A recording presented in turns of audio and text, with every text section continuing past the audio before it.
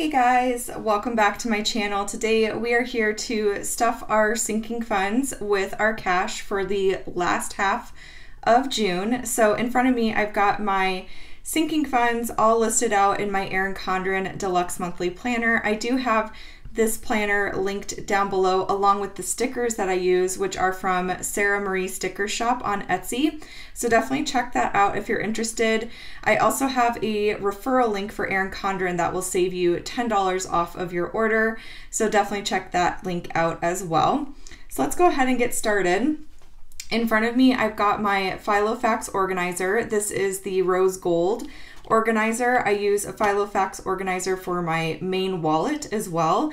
And I do it because it's just perfect, like for the envelopes and everything I use. So I get all of my envelopes from Mama's Got a Budget, and I do have her Etsy shop linked down below, but I've got all of these in here.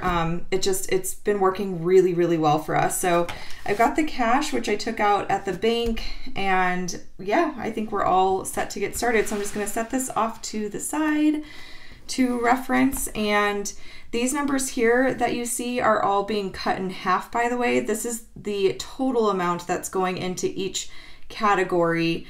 And then what we do just to kind of make it easier on our checking account and with bills and all that kind of stuff, instead of taking out this like giant sum of cash all in one go, we split it between the first paycheck of the month and the third paycheck of the, or no, I'm sorry, the second paycheck of the month and the fourth paycheck of the month. So we take out our cash envelopes, which are in this organizer here, for like our main categories like food and household products and personal spending money and things like that. Envelopes I basically carry with me every single day. We take out the cash for that on the first and third paycheck of every month. And then we take out the cash for our sinking funds on the second and fourth paycheck, like I said. So that's kind of the way that it works for us. If there's a fifth paycheck in the month, we don't split it up any further or anything like that. We just kind of stick to that schedule, and it's been working really, really well for us. So let's go ahead and get started. I'm not putting anything in accountant. We're gonna start funding that next month. It's not even listed over here, so we'll skip that for now. Anniversary date night, we actually spent everything in this envelope. There's nothing in here. We went and got a couples massage last week, and there was an upcharge for doing a 90-minute session for my husband, which I wasn't really expecting because I transferred, this was at Massage Envy, and I transferred my credits to him so he could get a 90-minute massage too, and I didn't realize that that wasn't going to like fully cover it. So we ended up just between like tipping the massage therapist and paying that extra charge, we went through that whole 60 bucks real quick. So nothing is going in anniversary date night, and there's nothing in there, unfortunately. So hopefully next month we can be a little bit better. I do want to try to build up this category a little bit, you know, try to do cheaper dates so we can save money over time and do something really fun for our anniversary. But yeah, so there's that. Back to school, there should already be $15 in here. We're doing a total of $30 for the month, and there is $15, and we're gonna add another $15. Let me split up my denominations here. That makes it a lot easier. Okay, so we have 15, and then we're adding another 15, so that makes 30 for the month. My daughter is starting pre-K in August, and I am so excited for her, but also a little sad if I'm being honest. So okay, so there's 30 total there.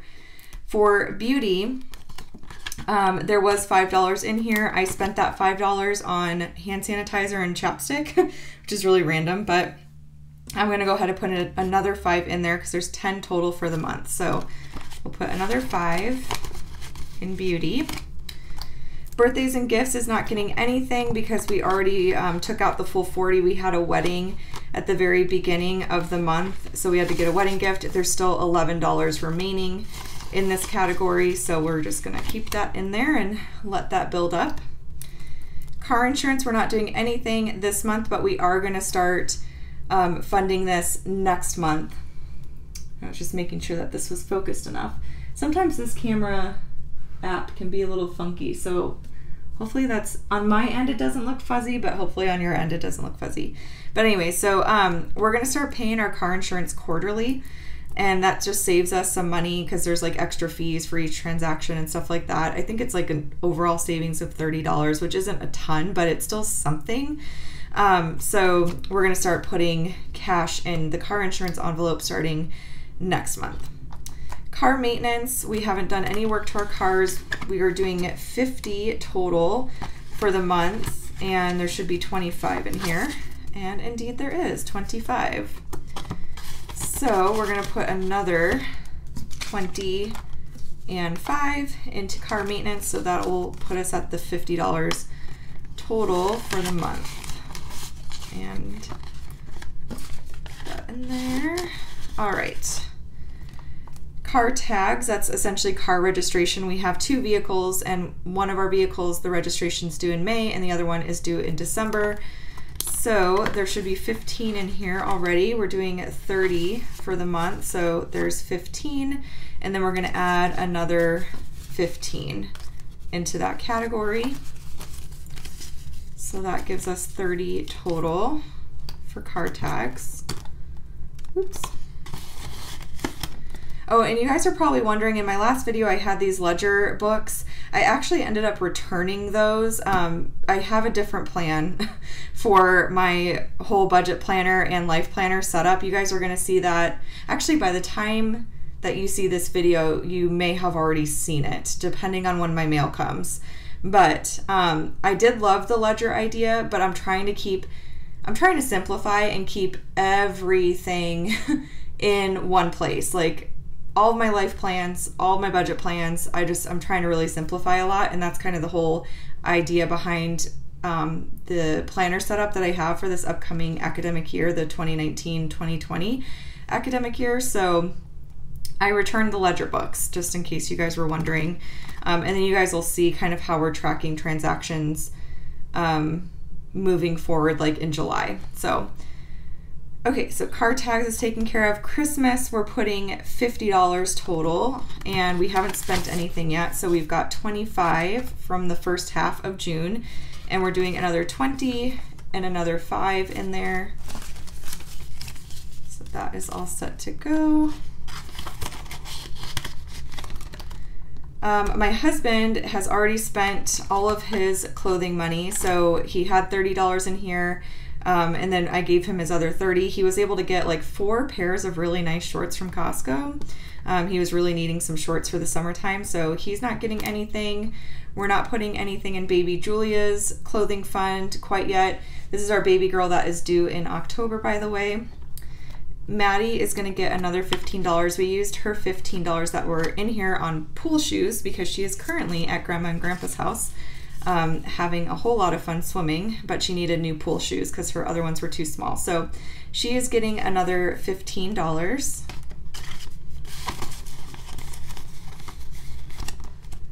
And then I've got clothing for myself. I still have 30 in here. I was getting 60 total for the month, and I'm probably gonna go this weekend and get some maternity shirts. So I was just kind of waiting for this to build up.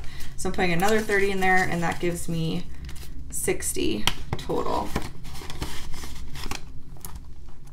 Diapers and wipes, we're not putting anything in. Family fun is all gone. We spent the whole first half, and then we spent the second half already. We bought online like movie tickets and stuff. So that is all gone for the month, which is kind of sad. But in 2 weeks, we'll put another little chunk in there. And that's the beauty of all this, is like you don't have to wait that long before you do have a little bit more to spend and stuff. So, but we do need to work on getting things to build up a little bit. We're really good in some categories, and other categories not so much. Okay, family pictures. So I am saving up to get some newborn photos of Julia when she is here, and we're doing $50 for the month. There should be 25 in here, and indeed there is, and we're gonna do another 25. So I'll give us 50 in that category. Golf, my husband has not used his golf money at all. He's letting it build up, so there's still $10 in here. We were doing $20 for the month, and then he's gonna get another $10. It's really cheap to play golf in Arizona in the summertime, as I'm sure you can imagine. So that's that. Holidays, that covers like Easter, Halloween, 4th of July, things like that. We have $10 in there already. We were doing $20 for the month, so that is going to get another $10 for this last half of June.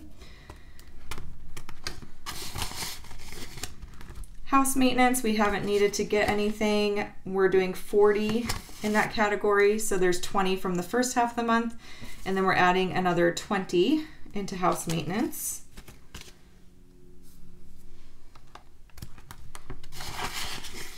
Okay.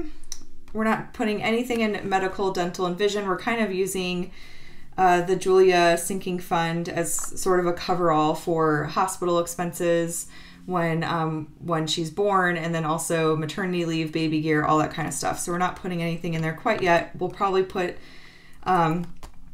start funding this account once I go back to work after maternity leave.